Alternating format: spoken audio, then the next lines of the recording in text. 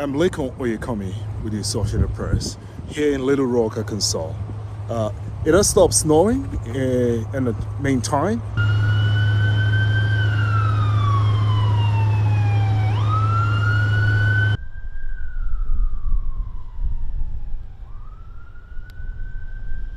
I see a medical crew right here, and the roads, not many people outside.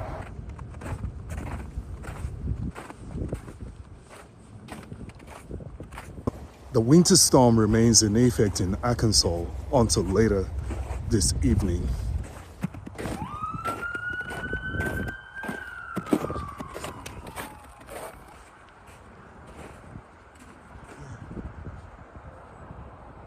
Well, I'm from New York originally, so this is my first winter here.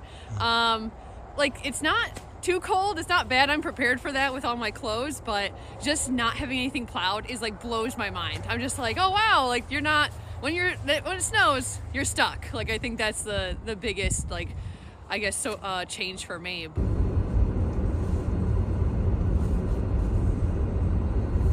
Conditions in Little Rock should improve after this evening.